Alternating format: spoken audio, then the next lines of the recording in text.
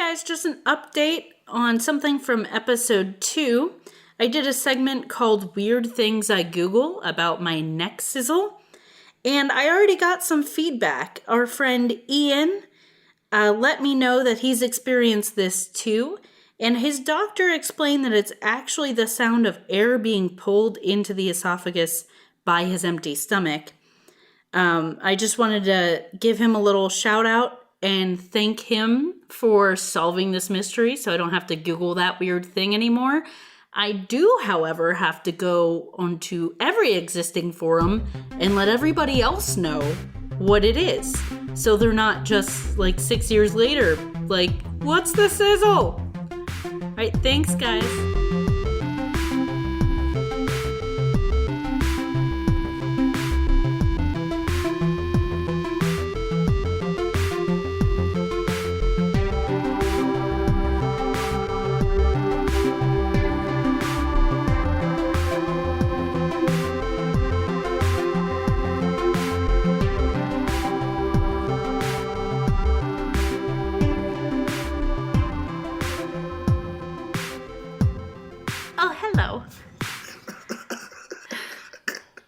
You know, that's made so much better by the little sheepish little face you make when you do it.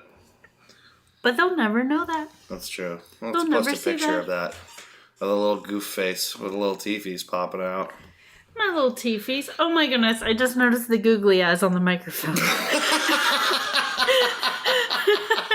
I forgot that I put those on there last night. There are googly eyes. Okay, so during last night's recording of the Dudecast, someone was saying that it was Corey who was saying he was just looking at the microphone and just talking to the microphone instead of the rest of us. And so I went upstairs and grabbed a pair of googly eyes. Because you should know that your co-host over here is a person that just has googly eyes on hand. Yep. Just having some googly eyes. I am googly eyes. I am googly eye having Drogsy. I am co-hosting with Starry Eyeball Port. And this is Goose Chase. Episode 3. Episode 3. Our third episode. Yes. We, at this point, do not yet have a podcast host. But at the time you hear this, that won't matter because we'll have it and you'll be hearing it. Yeah, they don't care. They don't give a fuck.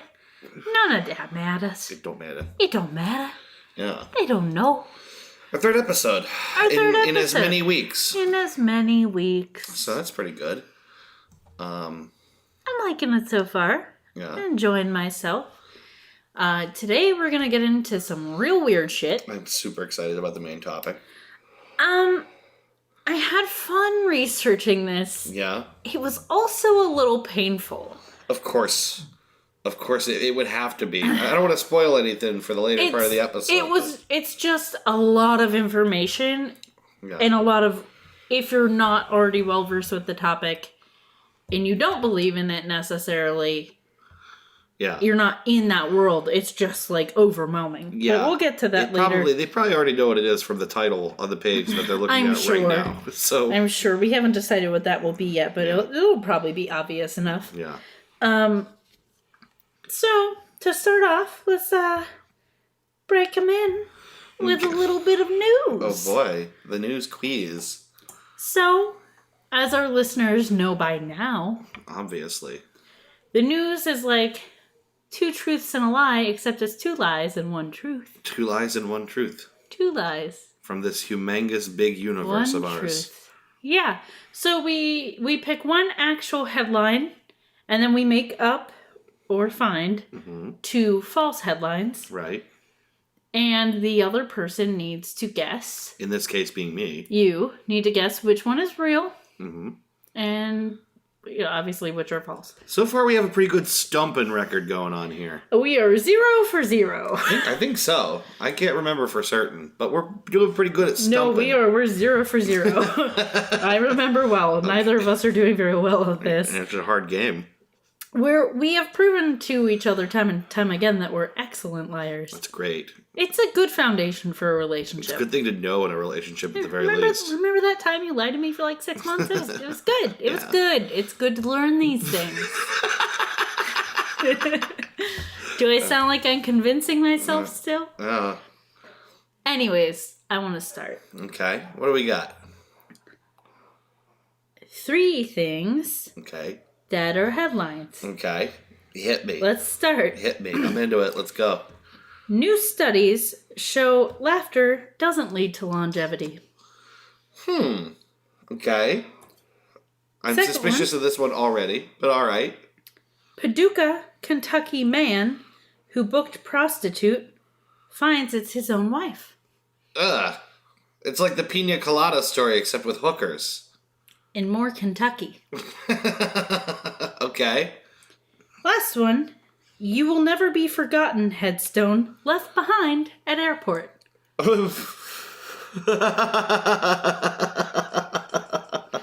What? Oh, I so want that to be the true one.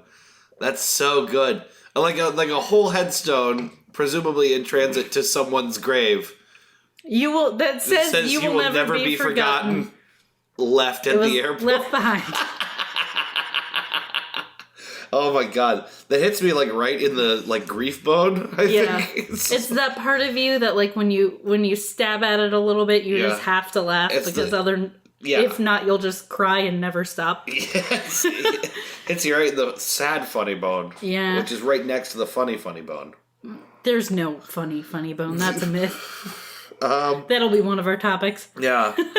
Oh boy. Okay, so Paducah, where is the other one? Paducah, Kentucky man who booked prostitute finds it's his own wife. Oh man, that could be real, but I'm a little shaky on it. I'm wanting to move. Oh god, I hope that's not real. That one's not even funny. That's just tragic. And then the other one is new studies show laughter doesn't lead to longevity. I can kind of buy that one. Because, as we have just discussed, there is a connection between laughing a lot and being real sad in there somewhere. So I could see maybe laughter is actually just a symptom of crushing grief that is probably on its way to killing you anyway. Look at all of the comedians and otherwise really funny people that we lose. Yeah, all the funny people that are actually real sad inside. Yeah. Ooh, this one is a tough one. I didn't mean for this to be depressing. Well, it gosh. somehow is. You got people dying, you got spousal infidelity, and you've got someone's tombstone. So this is just coming up all garbage. All cheery topics. I'm not sure about this one. You have done really well here. Which one's true, baby? I am hoping... Oh, boy. I'm just voting on hope here. I'm hoping it's the you will never be forgotten tombstone final answer. You're right. Yes! Oh, yes! You are right. You've broken our losing streak. Oh, so good. Okay. Hit me with the details. I love this. So this is from Herald News. Mm-hmm. And I was able to find... So what I've been doing to kind of check myself is, A, make sure there's a byline on the article. Yeah. And then try to find a couple other independent sources that repost the same thing. Sure. That seem like valid sources. Because I originally thought the Paducah, Kentucky one was going to be my real one. Right. I found it on Not the Onion. Oh. And then as I was reading it, I was only finding the one source, and it didn't really seem credible. And then I snoped that. Yeah. And I didn't find that particular one, but I found the exact same word for word headline with a different city superimposed. Right. And then I was like, okay, this is just a thing that goes around, and someone on Reddit on Not the Onion was taken in by it. I wonder if it was a Backpage ad that just asked if you like pina coladas and getting caught in the rain. I mean, obviously it was pointed out that it was basically the theme of that song. Which, let me just say, yeah, it's a shitty, it's just stupid, it's a horrible song, it's catchy. It's catchy I really as hell. like it. The best version of that song, in my opinion, is a cover by the band Manchester Orchestra. Okay. Because they make it as sad and depressing as it really is. Yeah, like it's not supposed to be cute. Yeah, I don't know why it was ever written that way. Something about their version just really speaks to me. It's gorgeous and melodic and so depressing. Yeah. And like, it never sat with me that it. they were okay after. It's like, don't you guys just get a divorce now and move on? Yeah, that's how that fake article ended. Yeah. But that's not how the song ends. The song should have ended in a divorce. Seriously. Yes. It just doesn't make sense to me that it didn't. Yeah. If you like crippling issues that cannot be resolved, yeah. come to the courthouse. We'll get this marriage dissolved. There we go. Better song, better ending. Mm-hmm. Yeah, we'll leave that one out for them to decide. The real article. You will never be forgotten headstone left behind at airport. Love this. So it's a headstone with the inscription, you will never be forgotten. Yeah. I'm just going to read this first paragraph. Yeah, just give it to me straight. A toilet seat and a cistern and a live turtle are among the more bizarre items left behind by passengers at Dublin Airport. So this is basically an article about the weird stuff that's gotten left behind. Yeah, like just Dublin's lost and found. Despite the epitaph, you will always be remembered, never forgotten, the owner of the headstone seemingly forgot all about their dearly departed and misplaced the memorial at the drop-off point to the departures area at Terminal 1 a few years ago, according to DAA spokeswoman Audrey O'Hagan. Oh my god. Toilet seat and cistern were also found abandoned at the departures entrance in the airport. A life-size mannequin, human ashes, oh my god, false teeth, and a glass eye, this sounds like a bad costume, were also items consigned to the airport's lost and found section. Guys, if you're in Dublin and you need a Halloween costume, just go to the airport's lost and found. Claim all these items. Just claim everything. They're free. You could just have them. Just take them. They don't want that toilet and cistern. I want the ashes. I don't know. You give them a nice burial somewhere. They give you a year to reclaim your items. It's a nice little grace period. Not bad. There are a large number of abandoned crutches. There's just a lot of faith healing happening in the airport. And wheelchairs have also wound up in the lost and found. Don't get that. Leading airport staff to wonder whether some miraculous recoveries have taken place within the terminals. Wow.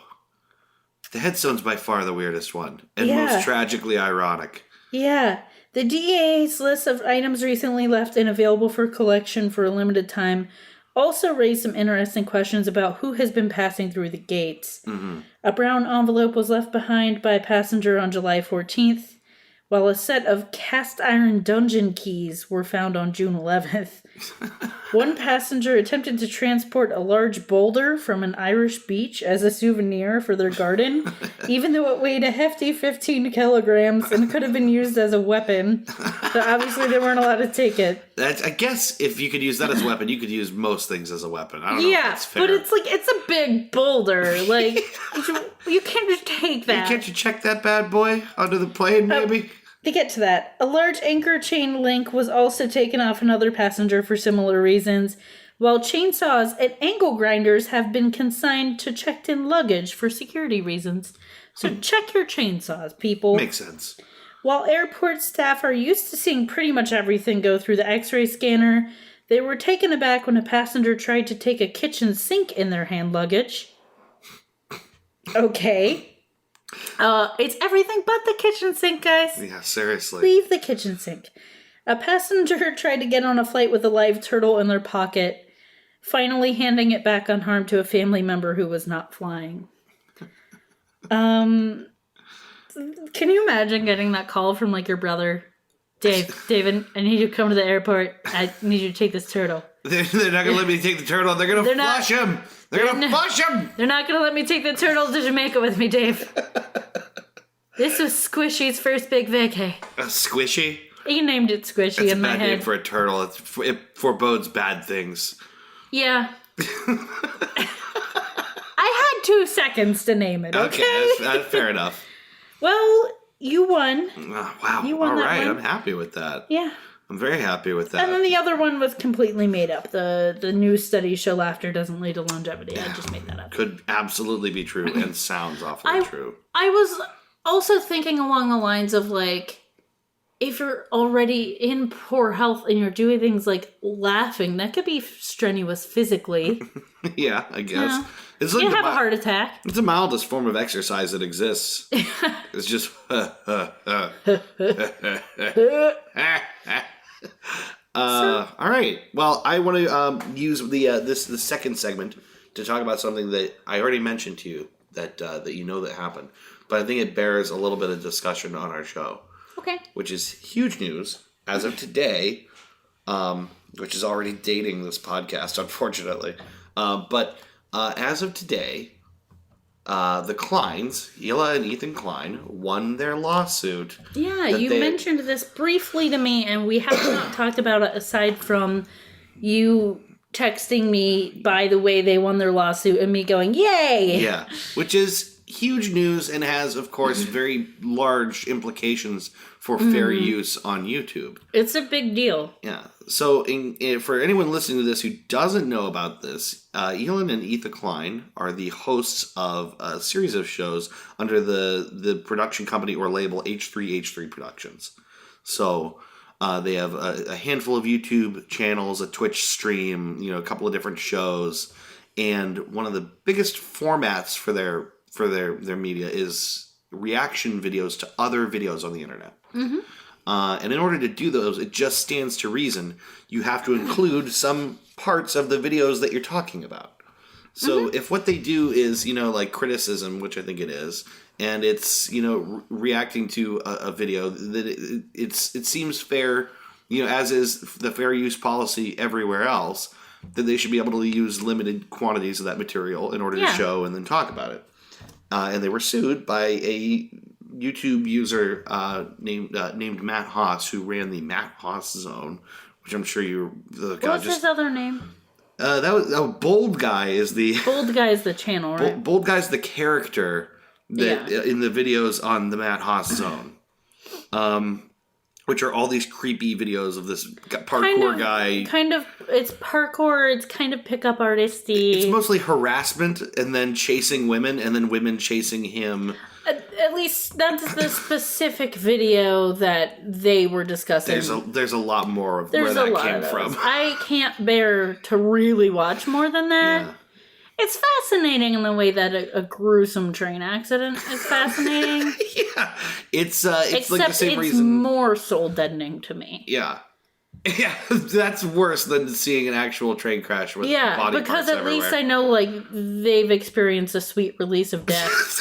And that poor woman in that video has to live the rest of her life knowing what she's done. She has to always be the girl that was in that Bold Guy video. But anyway...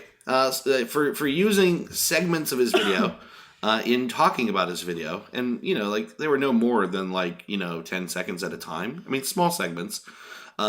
He was so upset and so offended that they criticized his video that he sued them.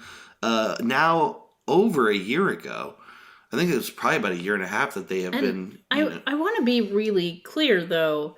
Mm-hmm. We've watched that video. It was taken down, but. There are ways to find things. Yeah, people re-up things. So, I watched that video multiple times, and we've watched basically all the content H3H3 have produced on basically every channel they have, including listening to their podcast, and they were very fair to him.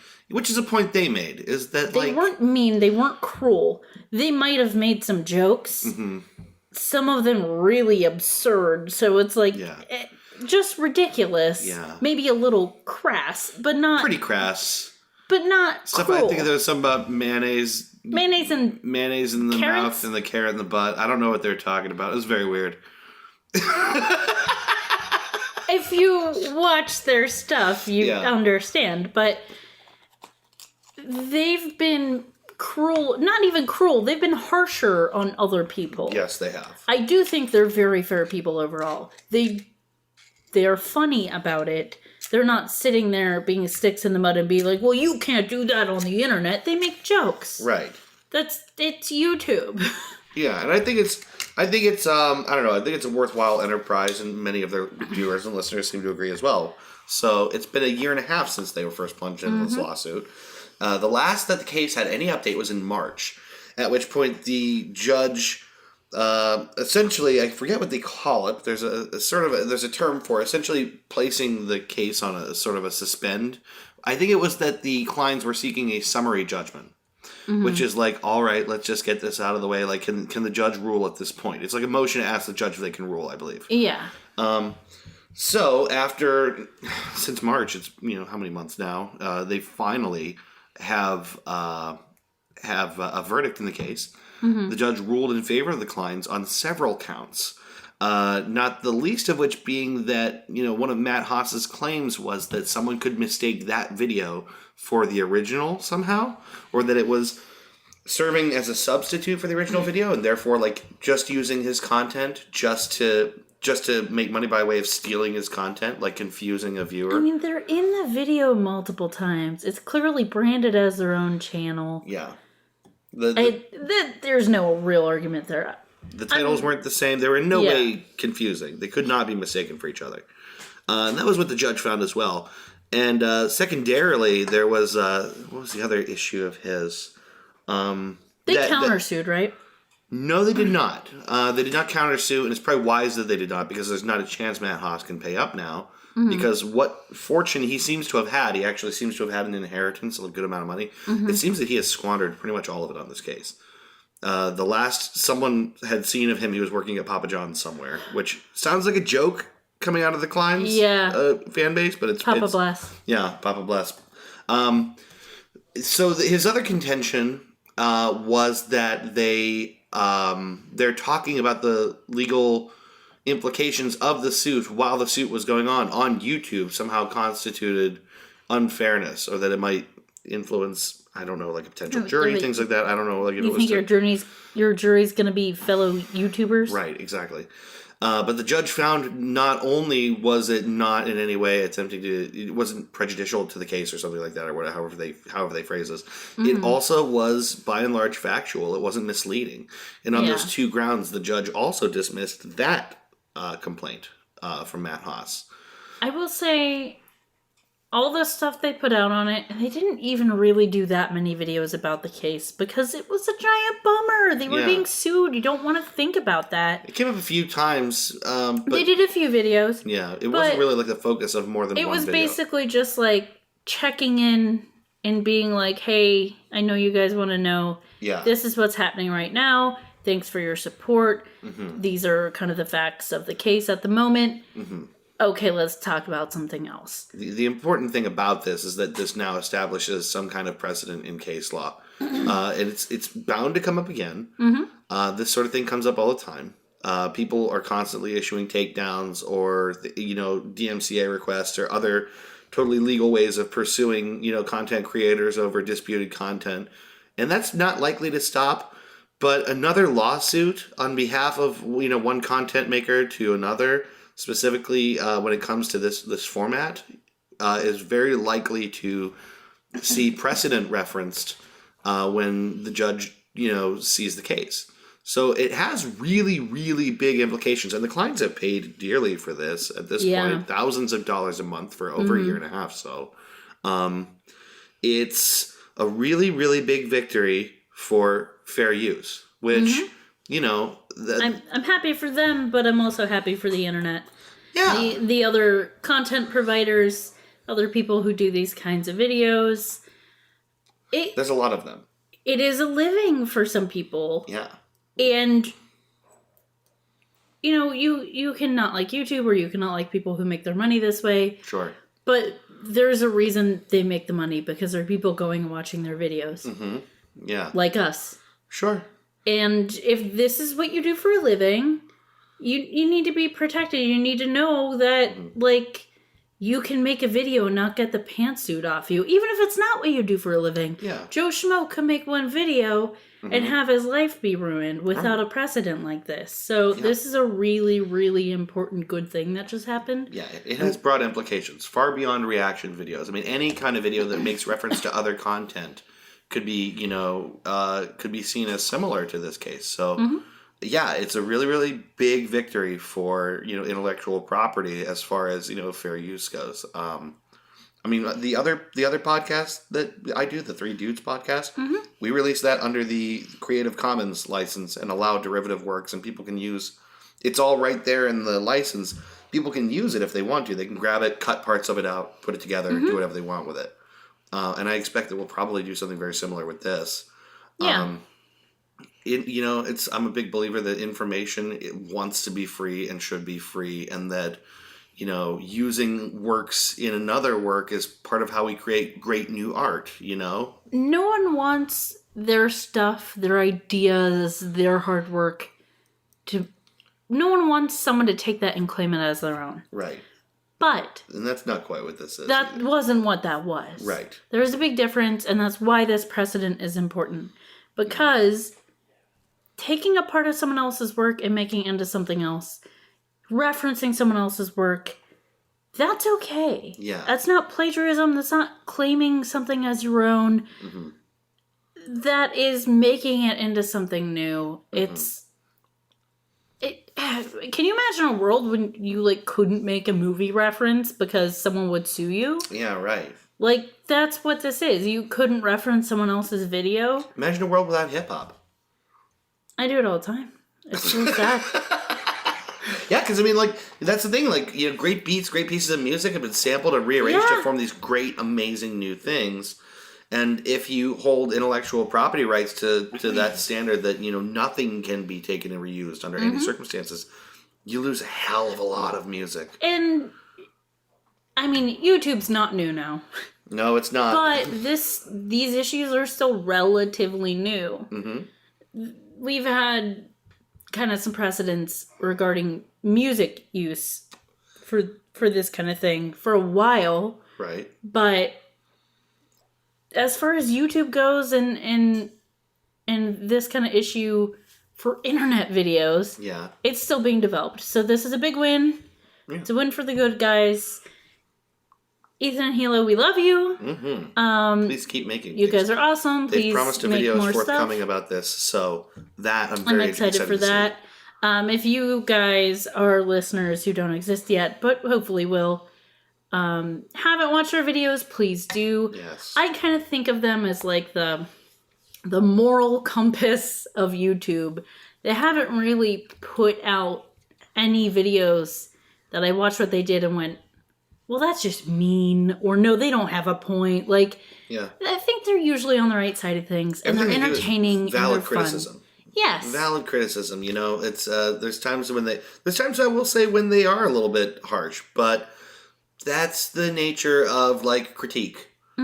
If you make a play, if you make a movie, you make an album, it's going to go out there. Someone's going to critique it, and they're going to tell you what they think. Everyone's going to have an opinion on it. Yeah. That witnesses it. So in a big way, this is the sort of barometer of YouTube. Is H3 in a lot of ways they are the most credible barometer of YouTube. They deserve your subs and reviews. I believe that wholeheartedly. Check them out, please. Be happy for them. Be happy for the internet on this day. I hope they're sucking down a bottle of champagne right now. I really do. Sucking down something. No, ew, gross. Anyway. What'd I do? Anyway, that's it for my segment. So we are going to take a little bit of break here, and we're going to come back with the main segment for this episode. So stick around for more Goose Chase. Yeah, prepare to get your pants spooped off. Oh, it's pretty spoopy. Spoopy.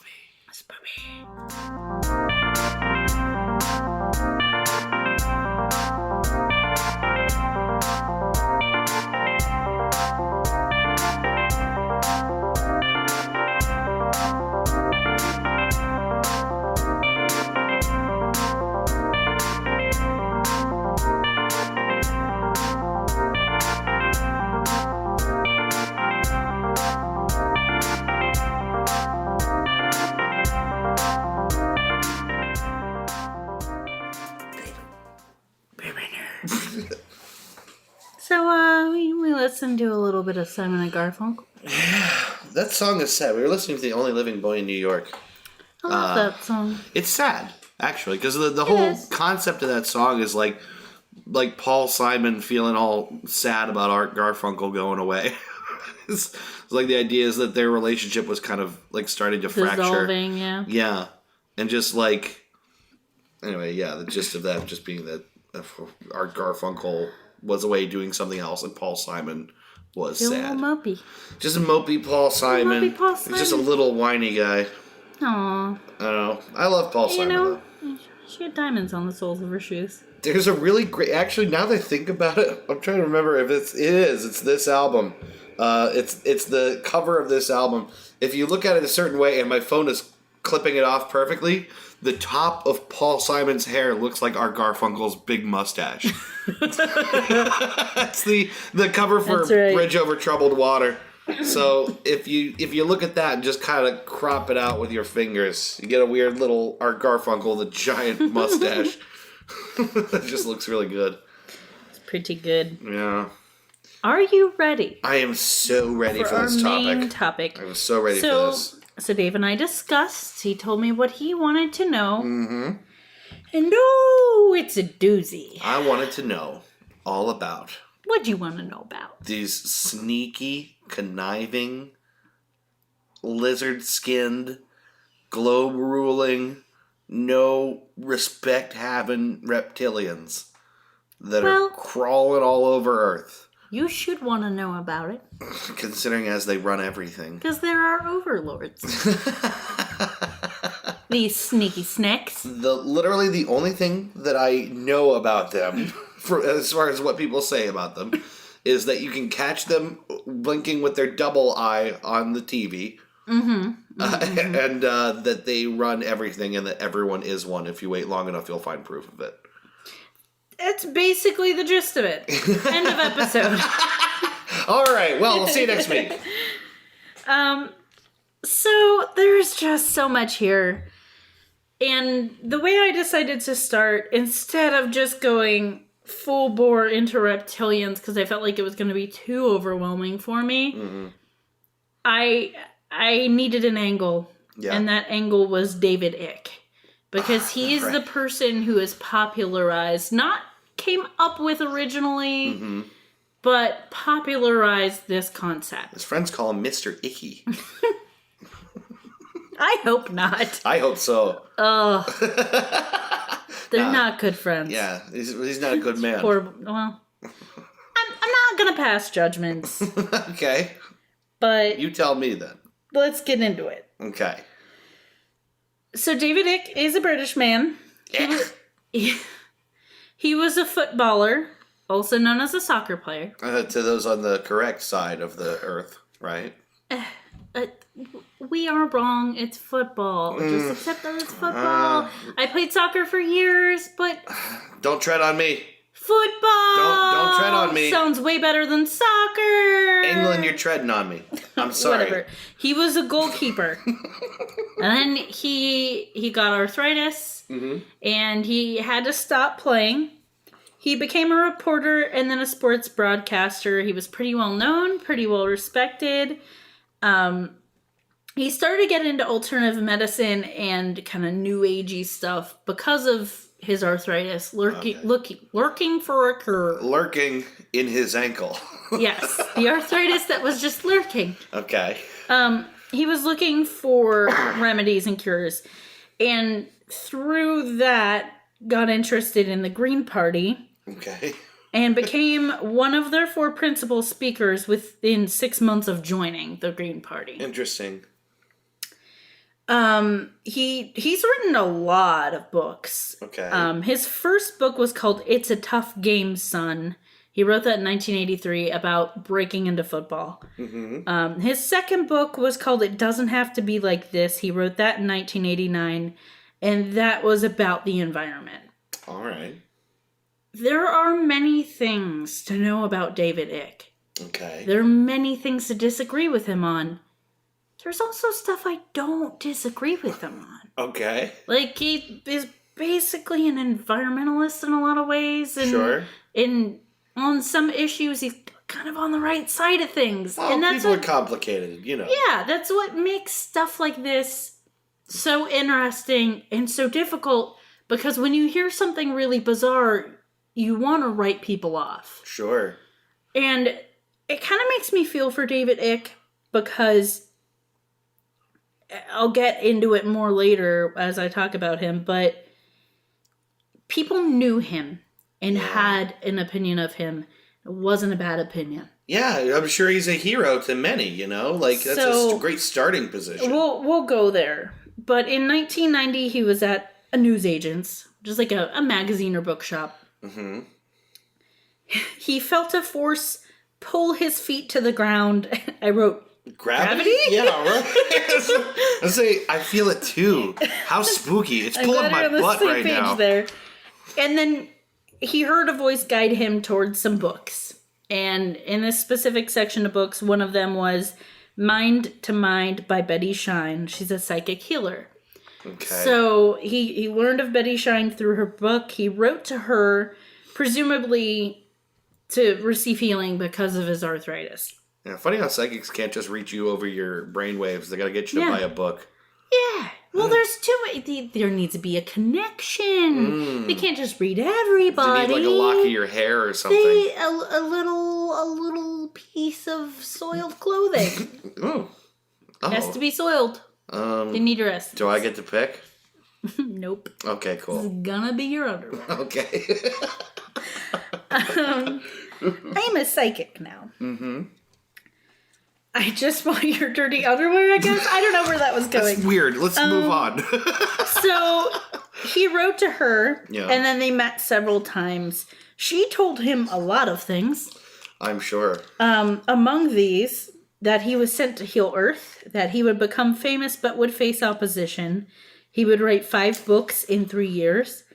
The spirit world would pass messages to him. In 20 years, there would be a flying time machine. It would render time irrelevant. And there would be earthquakes in unusual places. Hold on a minute. This is a really weird list for one reason. Many of those things are just sort of like, they're going to happen no matter what. There's going to be earthquakes. Well, you can write a bunch of books if someone tells you to. You know when you go to a cold reading...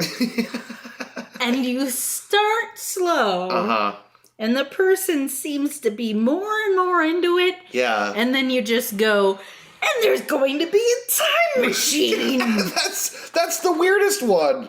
It's like, I guess she must have felt like, well, I got him. He's really into it. Mm-hmm. Let's throw something totally bizarre out there. Mm-hmm. How much can he swallow? Yeah, I guess that's the question. How much can David Icke swallow? On That's next week's podcast, we play How Much Can David Icke Swallow? David Icke will be here. Ba-da-ba, ba-da-ba-da-ba. Okay. Great game show. I love it. He starts receiving these spirit messages. Sure. He does a lot of automatic writing. Oh, boy. One of the things he comes up with is the phrase, I am son of Godhead. He interprets Godhead to mean infinite mind. Okay. He's the son of the infinite mind. Okay. Is it special to him, or is that like everybody, or really just him now?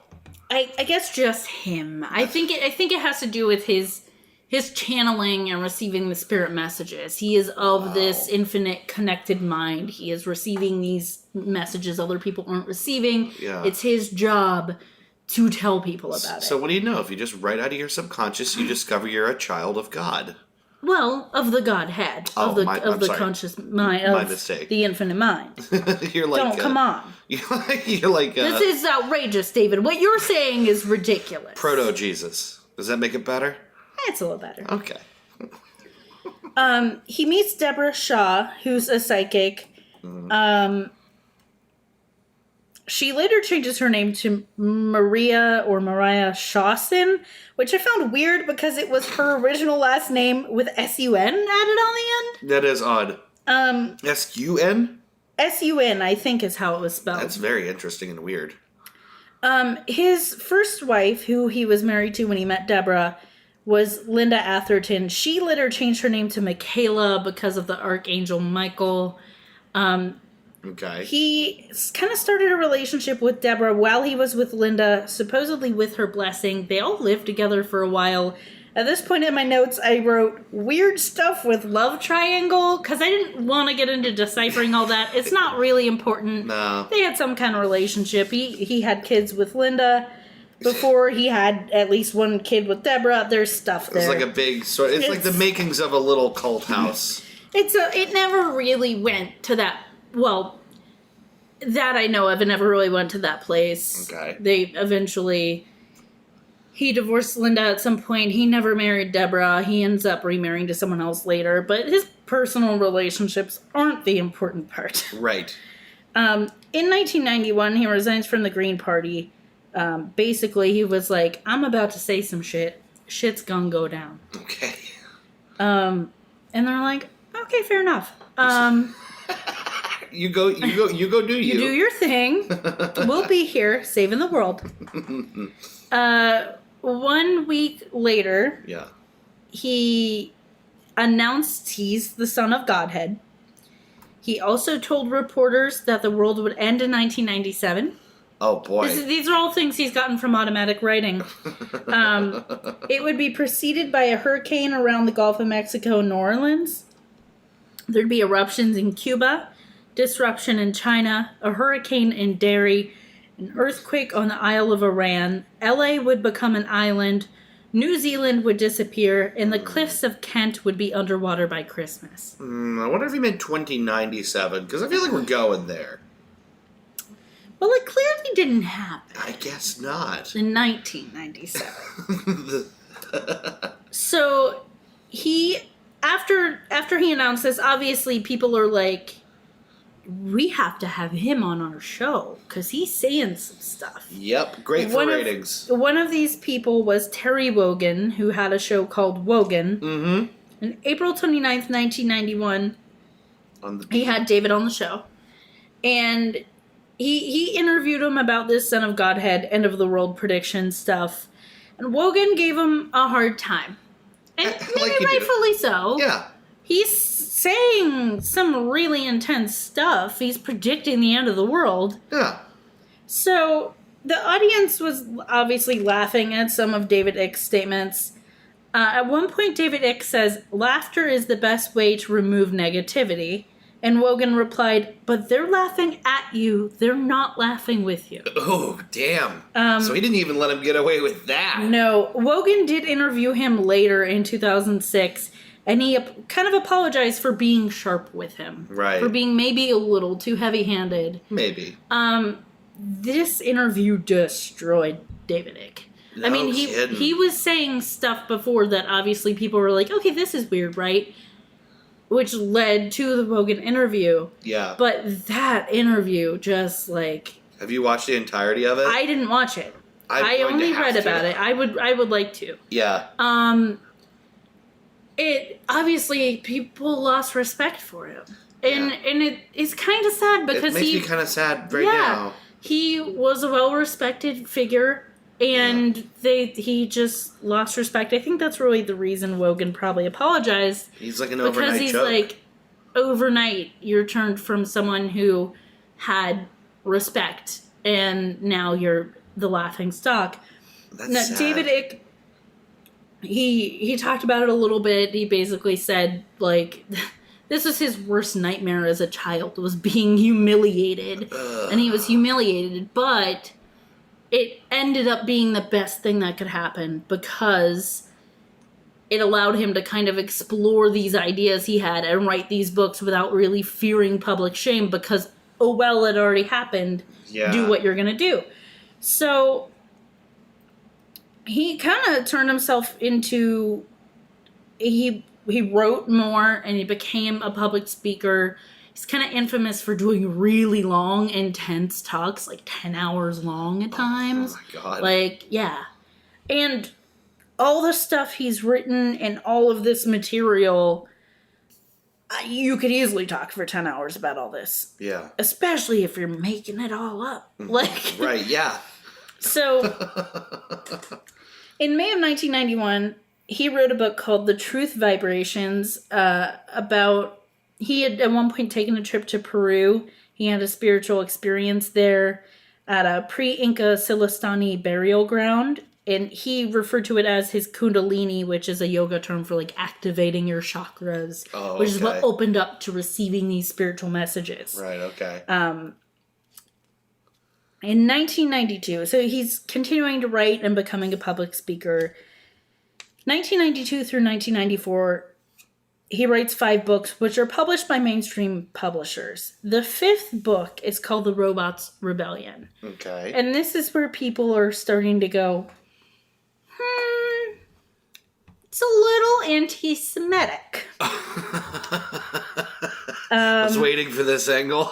He relied on... In his book, he references a book called The Protocols of the Elders of Zion. Oh, boy. It's blatantly anti-Semitic. Oh, my God. It reveals, in quotes, a conspiracy by Jewish people to achieve global domination. It was exposed as fiction in 1920. Yeah. It kind of, like, people kind of forgot about it, wasn't important anymore, wasn't in the mainstream. Yeah. And then in the 1950s, there was renewed interest by the American far right. Mm-hmm. Because, of course. Gosh, can't imagine why. And then it was kind of picked up eventually picked up on the internet by these kind of groups. Yeah. Like conspiracy groups and stuff like that. Okay. He also references... Oh, go ahead. I was gonna say, so can I understand correctly that the concept of the protocols of the elders of Zion is that it's written to sound like, hey, Jews, fellow Jew here, here's how we be Jewish. I don't know if it's... Was it set up to sound like it was like, oh, here's how we do being Jewish? I'm not sure if it... I don't think it was like that. I don't think it was like... Oh, hey, we're all Jews, and we're all taking over the world. Okay. I thought it was more like someone wrote it as an expose on, hey, the Jews are trying to take over the world. Okay. Okay. He also references Behold a Pale Horse, which is a book written in 1991 by Milton William Cooper, who was involved in the American militia movement. Okay. In his book, he references the protocols of the Elders of Zion. He calls them the protocols or the Illuminati protocols. Oh boy. He also references extraterrestrials. Mm-hmm. Ugh, can't talk. Extra radishes, please. Extra radishes. His definition of Illuminati was a brotherhood elite at the top of the pyramid of secret societies worldwide. Okay. Okay. Sounds a little bit familiar to these kind of people. Yeah. I had to number my pages because I have like 6 pages. So you have like 6 pages of material here. In his book, in David Icke's book, And the Truth Shall Set You Free, which he wrote in 1995, he did a little bit of Holocaust denying and or questioning. He dabbled in it. He just got his fingers wet with it. He insinuated that the Jews made World War II inevitable and that they like financed Hitler to power. Weirdly, his publisher dropped him. Yeah, I can't imagine. What was the conflict? You mean to tell me there's Jews in publishing? Or just like people who don't hate Jews and don't want to support someone who does? Yeah, that too, I guess. So he self-published that book and every subsequent book. He basically opened up his own publishing company and has just done it himself. Self-made man. Self-made anti-Semite. Something. Yep. Believe in yourself. Yeah, you know what? Is the moral of the story. That's the takeaway, is if people don't like your anti-Semitism, just find a way. Keep on keeping on. Keep on hating. You'll find a way. Don't you worry. People always do keep on hating. They sure do. So his kind of key ideas, and he has a lot of them. At one point, I basically just consulted Wikipedia on all this, but at one point they were referencing, like, the fact that he essentially has a stance on, like, every conspiracy theory. Like, he's written a lot of stuff. He's talked about a lot of stuff. Yeah, right. His main ideas, he's very new agey. He believes that public figures are reptilians or pedophiles. Okay. He believes in reincarnation. He believes in collective consciousness. which kind of makes sense of the Son of Godhead thing. Yeah, right. Well, you can't not believe in collective consciousness if you share it with the Godhead. Yeah. He believes other worlds exist alongside ours. He refers to that as modal realism. And he believes in the law of attraction. It's like The Secret kind of shit. If you think good thoughts, you attract good things. You think bad thoughts, you attract bad things. So it seems like he just basically agrees with all the things that either sound really good to him or explain why the world is bad, which is kind of the nature of all conspiracy theory. It's the nature of a lot of our beliefs. It's one of the reasons we believe certain religious things. It's the reason ancient peoples had the mythologies that they had, because we need to explain things that we don't know. Yeah. And there's a certain amount of, like, mystery our brains can handle, and, like, it's not very much. Yeah. Like, we need to have an explanation. Yeah.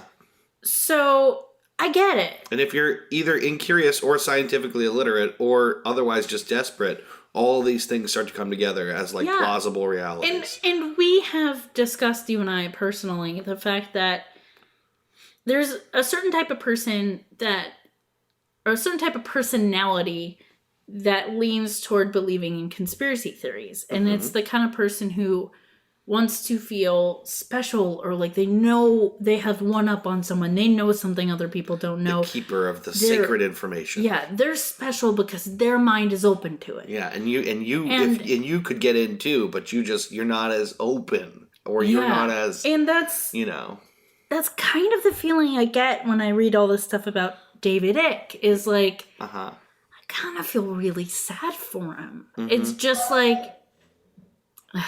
the dog. Stupid dog. I don't feel sad for him. No, it's just, like, I just feel like he wants to be a part of something. He wants, I don't know, like, I shouldn't feel bad for the guy. He's making his bank. But he's a human being, though. He's like, you feel bad for his gullibility. You feel bad for his desperate, let me be clear. Not okay with the anti-Semitism. No. I'm not okay with any of that shit. It goes without saying. But, I'm a fairly empathetic person, and it's just like, I can just imagine why he feels the need to come up with these ideas, or I'm sure he fully believes them, and I'm sure he fully believes he's receiving spiritual messages. Yeah. But it's pitiful. It's a little sad. Yeah, it's pretty pitiful. Some of the origins of, before we really get into what all this is, what reptilians are, because I'm basically done with talking about David Icke's background. Okay.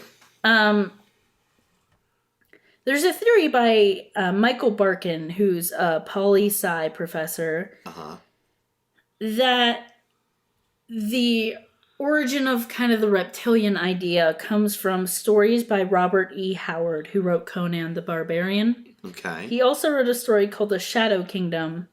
It featured serpent men who lived in underground passages. They shape-shifted, had mind control powers, and controlled humanity. Okay. This will sound really familiar later. Okay. Also, Clark Ashton Smith, another author who kind of used the ideas of the Shadow Kingdom, and also the H.P. Lovecraftian ideas. So Robert E. Howard, and H.P. Lovecraft sort of created the Cthulhu mythos. Yeah. Maurice Doreal wrote, they're a nonfiction author. I'm not sure if this pamphlet they wrote was nonfiction. Okay. Or just like a pulp kind of thing. Yeah. But it was a pamphlet titled Mysteries of the Gobi, about a serpent race. I'm like, clearly it's not nonfiction, but I don't know if they published it as nonfiction or not. Yeah. It featured this serpent race.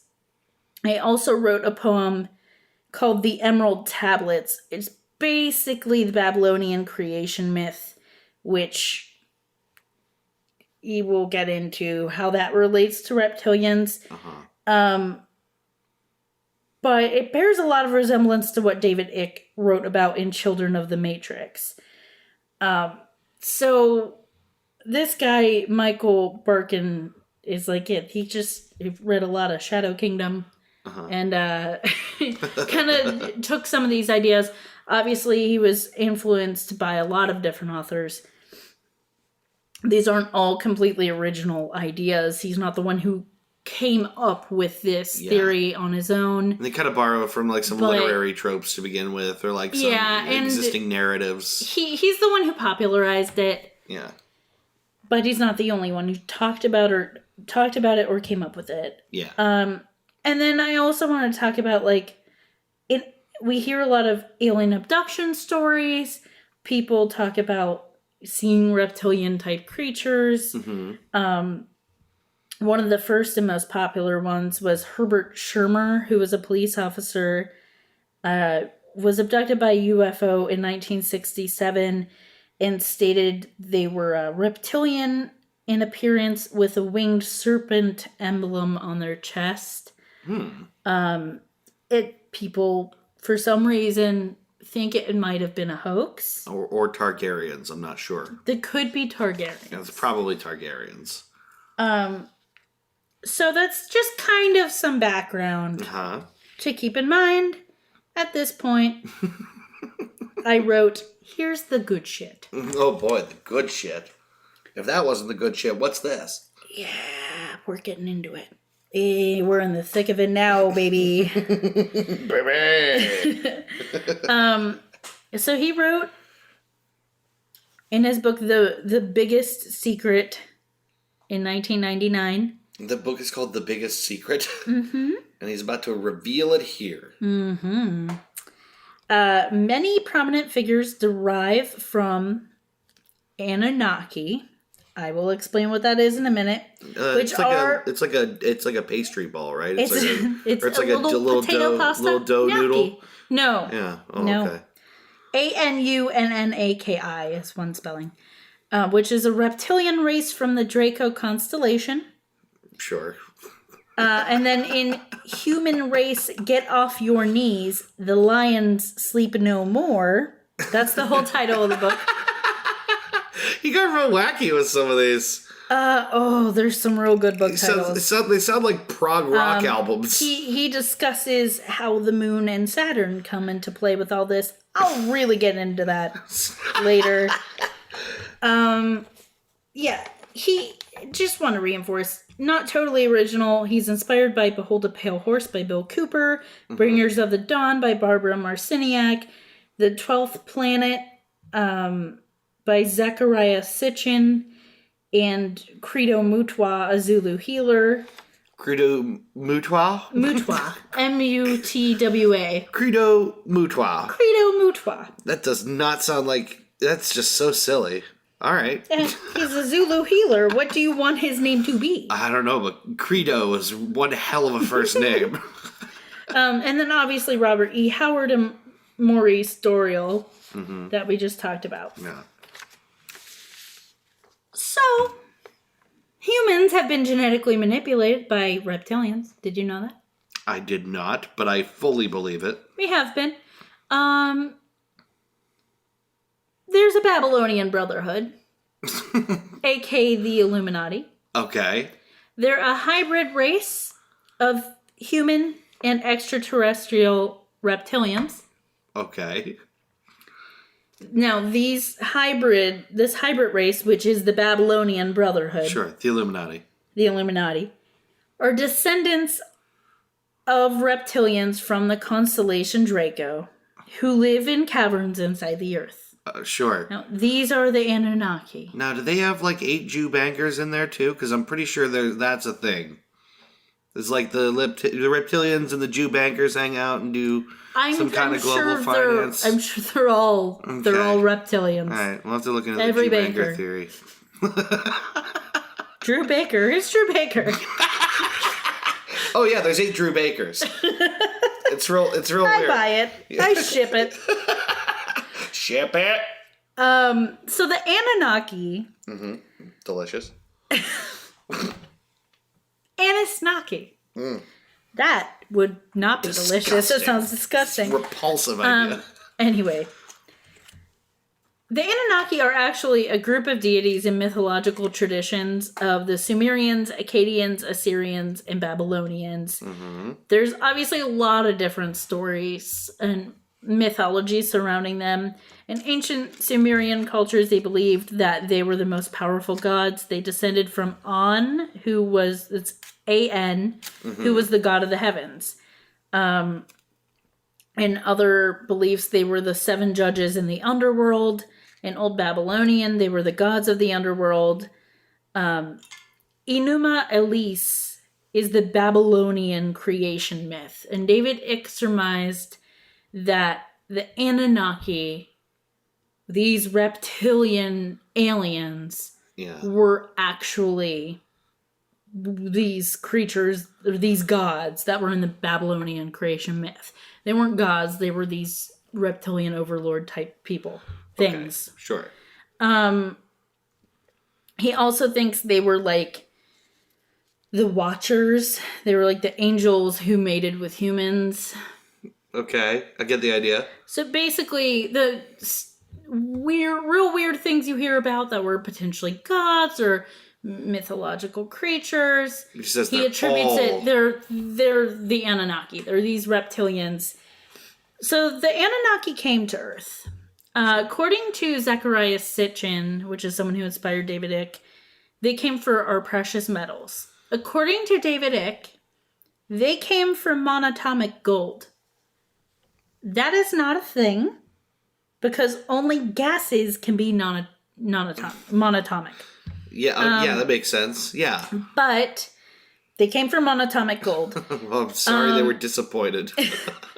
No, they weren't, because they found it. That's why they're here. Okay. It increases their nervous system capacity. So they ingest it.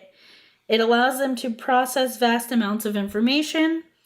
They're able to speed up transdimensional travel and shapeshift from reptilian to human form. Okay. It sounds like some real good shit. Yeah, it does. I want to get me a big heaping balloon full of that. I want some of that monatomic gold. Tasty, breathable gold. MAG.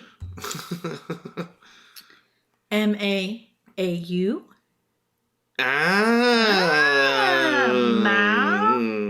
Okay.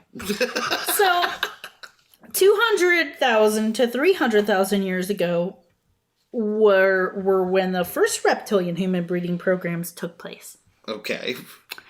Possibly creating Adam of the Adam and Eve myth. Okay. 7,000 years ago was the third and latest breeding program. Now, in this breeding program, they erred on the side of more Anunnaki traits and less human traits. So these are the most powerful. Right. These are the ones that control today's world. Okay, so all of our global leaders that run everything that are reptilians, these are the ones. These are the ones. They're 7,000 years old. All of them. I mean, that's when the breeding program took place. So there still might be some like breeding happening. Mm-hmm. But these are the real powerful guys. Gotcha. So I'm just trying to figure out how we get to Turtley Mitch McConnell, but please go on. Turtle. He's a turtle. He really is. Just watch his eyelids. He's the one I could buy. He's the one I'm like, no, he's definitely a reptile person. He just wants to bathe in the sun. Yeah, just someone get Mitch McConnell like a big glass tank and a rock and a leaf and some water. He's so happy. That dude, just put him in there. He'd leave us all alone. We just... So the Babylonian Brotherhood. Yeah. It sounds like a wrestling tag team. Okay. Yeah, it does.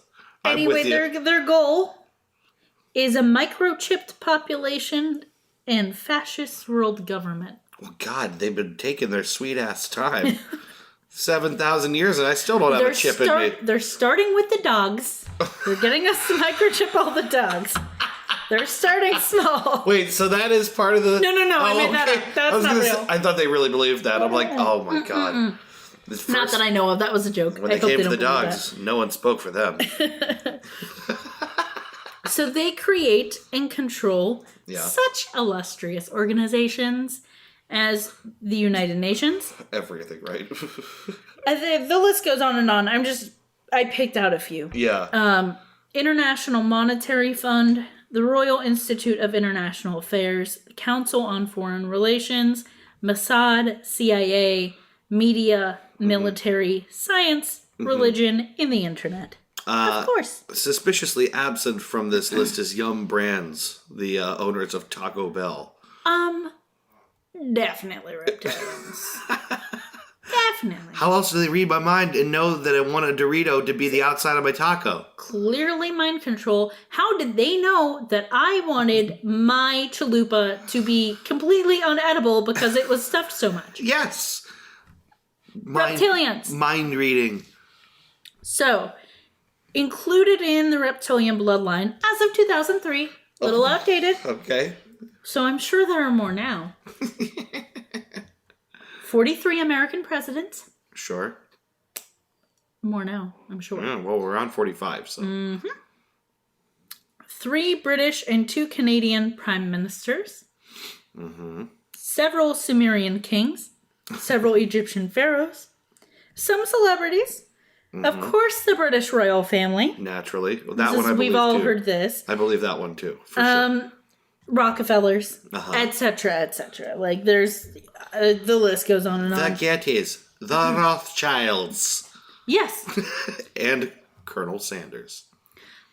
I don't know if he's actually on their list, but the Rothschilds definitely are. Oh, yeah. If you're rich enough, how else? Anyone rich and powerful, clearly. Uh-huh. So, some people, I didn't look up who they are. I get the feeling they're like fellow conspiracy theorists, but maybe trying to keep it a little more rational. Mm-hmm. So at some point they've swooped in and been like, no. Icke is using this as an allegory to depict alienating nature of global capitalism. Oh, that's what he really meant when he said something very specific. To which David Icke says, no, it's not an allegory.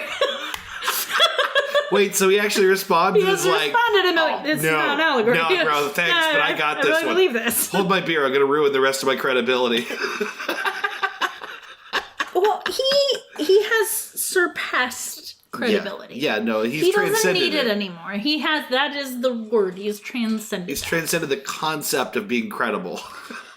So we need to talk about dimensions. Oh boy. They can travel dimensions? Yeah. Mm-hmm. So the reptilians are from the lower level. Oh boy. Of the 4th dimension. It's the lower astral dimension. It's the dimension closest to our physical world. This is silly. Now the universe... Baby, don't just write it off. Oh, I'm sorry, please. The universe consists of multiple dimensions sharing the same space. Sure. Okay. You can understand this. So, and this is, I want to point out, like, this is kind of a thing that a lot of people think. Mm-hmm. Like the many worlds theory. Yeah. Maybe not as specific as this, but this is an idea. Mm-hmm. So, the universe consists of multiple dimensions sharing the same space. Uh-huh. Not everyone can pass from dimension to dimension, but these reptilians can. Right. I mean, they've got the monatomic gold. Naturally. It helps them travel the dimensions. Their nervous systems are so sharp now because they huffed all that gold in the center of a volcano. It reminds me of... Charlie. Yeah, Charlie Kelly with a ring of paint around his face. I just like imagine you can tell who the reptilians are because they got like a ring of gold or something. Just huffing it out of a can, like, yeah, it's good. Yeah, it's real good. But keep in mind, so you can be controlled by the dimension lower than yours and closest to yours. So they are in the 4th dimension. Sure. They can control us, but the reptilians can and are being controlled by beings from the 5th dimension. Yeah. So it goes on and on. I see. Boy, they've given themselves a lot of wiggle room on this one. Exactly. So I wanted to bring up another concept you and I discuss a lot when we talk about different religions and different pseudoscience things. Uh-huh. It's what we call the trap door. Yeah, right. Which is when there's any kind of argument, when you try to rationally or logically discuss something with someone who believes things like this, and you say, well, how did they get here? Well, there are multiple dimensions. Right, yeah. And then you have to argue the credibility of there being multiple dimensions. They're just layers and layers and layers. There's always a trap door to fall into. And then you're arguing the finer points of that, and you can't even argue the bigger issue. Well, it's a refutation by way of obscuring. So rather than talk about anything, just abstract it up the next logical layer. So it's been accused as being an easy out. Yeah. For explaining how reptilians got here. Yeah, it's a rhetorical trap. It's garbage. Yeah.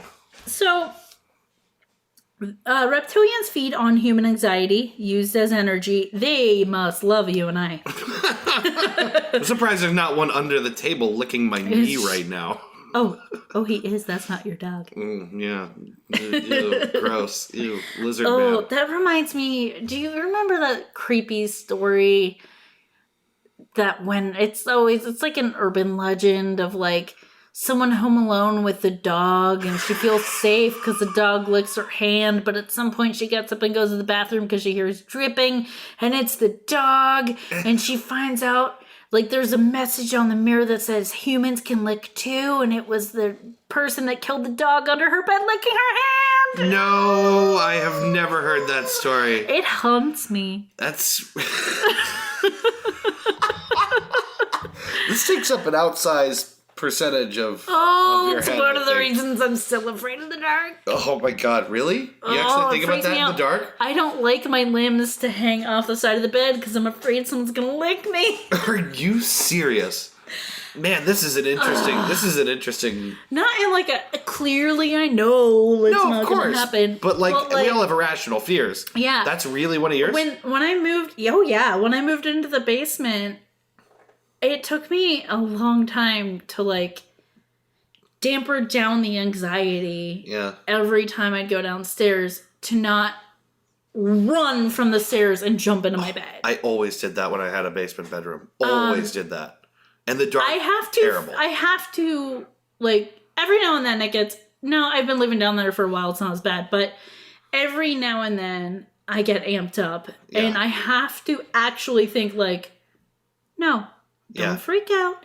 We're going to calmly walk to the bed. We're going to get in bed. It's going to be okay. Right. Nothing is wrong. Nothing is hiding in the basement. Yeah. I have to, like, talk myself down. Nothing is going to lick you. Nothing's going to lick you from underneath your bed. And pretend to be a dog that you don't have. Pretty creepy. Anxieties, man.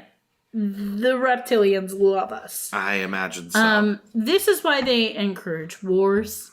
Sure. They create division to divide and conquer humanity. They take credit for such things as the Oklahoma City bombing, global warming, chemtrails, water fluoridation, 9/11, and Columbine. Wow. Listeners can't see my pointing in every direction. Yeah, right. But that's I was exactly pointing in every direction. They use these events to respond in ways to justify the actions they wanted to take to begin with. Or to respond in ways and justify the actions they wanted to take to begin with. So, say they wanted outrage, they wanted to do a specific thing, they orchestrate an event so they get to do the thing they wanted to do in response to man. So, for example, say for some reason it behooved the reptilians to create more war and distress in Afghanistan. They did 9/11. We went to get the terrorists. That's not specifically one they mentioned, but that's the kind of idea. Yeah. It's like they want to do a thing, they manipulate the environment, so they do the thing. The biggest problem with this, and I'm sure you've already given this some thought, is that it's one of, like many other things, it's completely unfalsifiable. Well, you and can't also prove the fact they that didn't. if they are these beings that are able to mind control and manipulate, and they're so powerful, who gives a fuck if there's an actual reason for you to do what you want to do? Just fucking do it. Yeah, right. Like, we're under your control anyway. Yeah. What are we gonna do? What are we gonna question? But I guess they want to be subtle. They don't really want us to know. They want to keep us under wraps, which, getting to something here. Okay. There are 3 categories of people. There are red dresses, which are the Brotherhood. Sure. They're an interactive software program. So I was really having a hard time figuring out if David Icke meant this metaphorically or literally. Okay. Because it's hard to distinguish with him. Yeah. But it sounds like the red dresses are just people that are like controllable completely. Well, they are the reptilians. They are the hybrids. They lack consciousness and free will. Their human bodies are holographic veils. Okay, sure. Naturally. Number 2. Yeah. Second type of people. The sheeple. Wake up. Wake up, sheeple. That's most of us. Yeah. Most of humanity. We're conscious, but we do as we're told. We're the brotherhoods. I wrote B-hoods, main B-hood. energy source. The B-hood. We're the repeaters, people of influence who just repeat what they're told. Right. They listed like teachers, scientists, Right. Yeah. anyone who speaks reason. Yeah, right. That's like, maybe include like shrinks in that list. And then Yeah. number 3, there's the people who see through it all. Oh, the smarties. All the bullshit. They're called dangerous or mad. Or I want to point out Icke. David Icke, exactly. I want to point out the fact that the other 2 groups are dismissed. Yeah. They are labeled. Yeah. They're dehumanized. Yeah.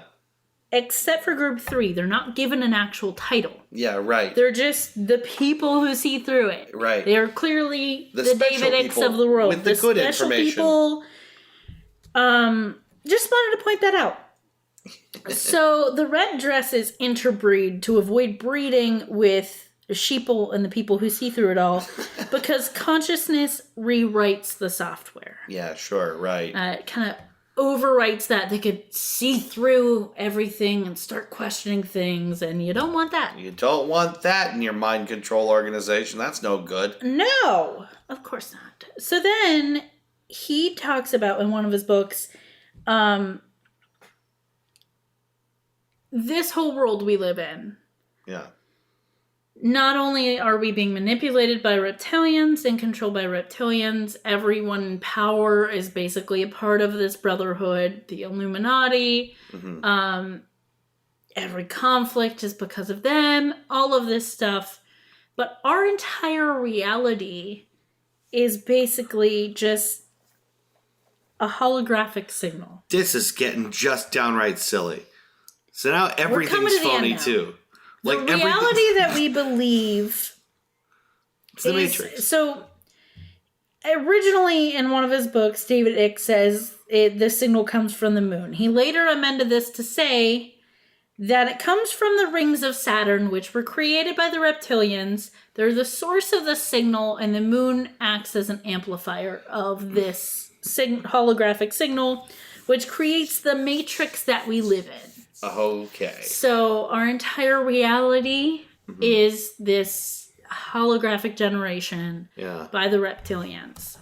So I'm sure they don't believe we got to the moon and hit a golf ball on it, because that would throw a real wrench in the works. Probably not. I mean, he doesn't believe in the Holocaust. He probably doesn't believe in the moon landing. Yeah, right. Yeah. If you can disbelieve in the Holocaust, which is one of the grisliest things we have record of on planet Earth, the moon landing's a piece of cake to brush off. So that's basically it. Oh my God. That's all that I got. And then you want to talk about any of this? No, I just actually... I dropped some truth bombs on you. You dropped a lot of truth bombs on me. I think I'm going to stay a sheeple. I think I know I'm a sheeple, and I could probably move up to being one of the people who knows what's up, but I think I'm probably going to stay a sheeple because it's pretty good and there's Xbox. Like, I don't think David Icke gets to do that. Well, not when you do 10-hour lectures. Right, no. He's like way too busy. You don't got time for that. No. He is really busy. He's a really busy dude. He does lecture a lot. He's still active? Like, he's still yeah. Oh, yeah. When I first started doing the research on this, I was going to start out by watching one of his videos on YouTube. I remember you telling me a little bit about that. I got about 30 seconds in and was like, I got no clue. Like... He was talking about stuff already, and I was just like, fucking lost. Yeah, I'm so lost. Because they have their own language. They have all... That's why it takes so much effort to talk about this. Most of this is from Wikipedia. Yeah. It's pretty boiled down. Mm-hmm. There is so much more to this. Watch one of his videos. Yeah. Watch anything about reptilians. Uh-huh. Read one of his books. Maybe don't pay for it, but... Yeah, don't pay him for it. Read one of his books. You're just going to keep him from having to hit rock bottom and get a therapist. Don't pay him money at this point. But baby, the therapist... Yeah, right. Controlled by the reptilians. One of the dummy repeaters who doesn't understand the real truth. So, there's so much here. I mean, I easily could have... I know. I could have just read about the Anunnaki, the actual mythology of them for ages. I went to a Wikipedia page on Anunnaki just to understand what they really are. To understand where this was coming from. And noped out at some point. Well, I read just enough to get the basics. Yeah. And I was like, I can't. It was getting late. I had to work this morning at 8 a.m. and I was just like, I need to get through it. What is amazing about these things to me is that anything like this, which is... okay, so here's how I think it works, is that because there's the theory so like vague and not demonstrable in any way, but addresses like every problem in the world, it just lends to these people just growing it themselves. Like, it's a self-growing mythology. Everything can fit in. And builds. It's just got all these snap-on parts just glommed onto it. It's like Legos. Yeah, it really is. You could just put anything under this hood and just make it work. It really hurts when you step on it. Yeah, right. Don't step on conspiracy theories. Same exact thing in every way. I gotta be honest. I do. The thing is, I still think David Icke is a piece of shit. But he's a piece of shit I feel a little bad for. Because there's something wrong with this guy, clearly. There's a real deep, sad need for, validation in there somewhere and to be special. I feel sad for him. I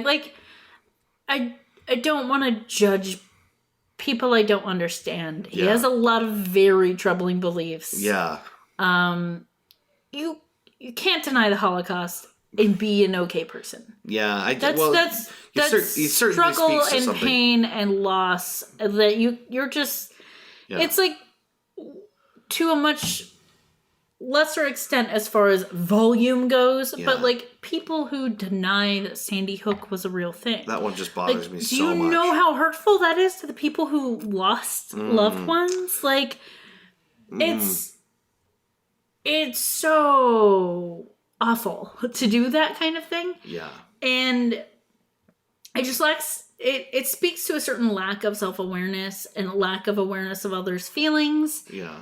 To be like, oh, well, I mean, I know that someone you love died, but it's all fake. Yeah, it's like your tragedy is my playground for these weird theories I have. It's like they relish in it. Yeah. Because they get to be the one that reveals it all. Yeah. And it's like, okay, Bobby, take a back seat for a second and understand that there's real human emotions happening around you. And maybe don't be like, aha! Yeah, everything is not about how special and smart and in the know you are. Yeah. And he's troubling to me because of that very thing.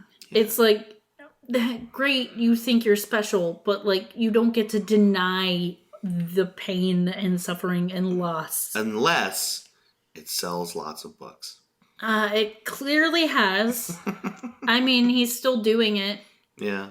He's not completely bankrupt.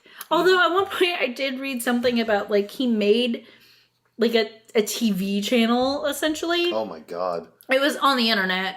Yeah. It was, like, called David Icke TV or something like that.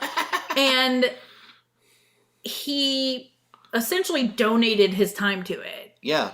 And it didn't happen I'm after, sure like, a year. Exploded. It collapsed. Yeah. Like, he kind of pulled out of it, and then around that time, it just stopped broadcasting anything. Yeah. So he's had some failures. Yeah. I want to see Terry Wogan rip him up. I really do. I gotta be honest. I would like to watch that on the video. Beeb. The Beeb. Watch it on the Beeb. I don't really know much about Terry Wogan. Yeah, he's on the Beeb. You just like saying that. I just like saying the Beeb. Understandable. Mm-hmm. It's cute. It's pretty cute. So yeah, that is Reptilians. Were you spooked? I was spooked. I was pulled along the whole way by the ankle, kicking and screaming. I went to weird places. Oh, I heard you. Yeah. I gotta say, that was really thorough. I really appreciate that. That was way more than I expected to learn about David Icke and the Reptilians. There's just so much. I know, there's just more and more and more. Guys, just like you can dig in. I didn't even go to message boards. Yeah, I right. didn't even want to fall into this. No, because there's just so much more you could do there. It's also that, like, there's this little part of me when I start researching stuff like this that I'm like, oh man, the veil is so thin. Mm-hmm. Like, at any point, I could just absolutely buy in. Yep. And because there are threads of things that make sense. Sure. Because of that thing. That's why these things work in the first place. Yeah, that thing in us that appeals. Either cause and effect or vague reason or. To explaining things we don't understand and wanting to be in the know. Like, all of us have some of that inside of us. Yes. And you and I are searchers. And we're kind of researchers by nature. Curious people. Yeah. There's a lot of room under that tent for curious people if you're not willing to be very careful about checking what you believe against reality. Yes. Use critical thinking and be a little skeptical. Well, there's a lot. It's so much. I think you did a fantastic job with this. I really appreciate it. I hope I did it justice. That was super thorough. This is also our longest podcast yet. I had 6 pages of notes. I'm not surprised. I kept writing and going, oh my god. Yeah, that's quite an icky adventure we just had. Oh god, you had to do that. Yeah, I just like saying icky. We talked about this briefly, but I think I am going to compile all the notes I take from the episodes and kind of keep them together. You have yours in Google Docs, so we have records of them. It'd be a good idea. Then we could maybe revisit these sometime down the line and just follow up on little threads that we didn't quite pull. Yeah, that might be really interesting. It's just to do a little extra feature on. Maybe some of the we'll have some guests on at some point if they happen to know specifics about something that we discussed, or they want to investigate another angle. We can open that up. That'd be great. In fact, if you're listening to this and any of the topics that we talked about, we didn't address something important, or you happen to have some special interest in this, David Icke, come on the show. David Icke, we know you're listening. Thanks a lot, buddy. Not so cool with the Jew stuff, but don't deny the Holocaust. But other than don't that, be anti-Semitic. I mean, bang up job being famous and shit. Really. Good on you. Self-made man. Self-made man. Because the world tried to ruin him for good reasons. Anyway, this has been the 3rd episode of our show. I had a lot of fun here. I know a lot more about reptilians than I thought I would. Holy shit. I know more about reptilians than I ever needed to. Yeah, I'm not going to use this information in any way, but I'm super glad I have it. We're learning new things. Yes, we are. We are going to have so much useless knowledge. Oh, yeah. This is going to be like... It's great. I'm like already forgetting my 6th birthday just thinking about this shit. I'm already the weird person at my workplace that, like, just has random factoids about stuff like this all the time. So I apologize in advance to everyone I annoy with this insane, excessive information. Oh, yeah. That's why we're doing the podcast. We need an outlet. Well, thank you very much for listening. We'll see you next week. Thank you for joining us on this goose chase. On this internet goose chase. Is the title making sense yet? Do you get it now? Do we need to repeat it some more? Maybe we'll tie it in some more. Yeah. We'll chase some more geese. Yeah, we'll chase geese. We'll chase geese, but not in real life because they're assholes. Next week, new goose, more chase. Yeah. Thanks for listening. Bye. Bye.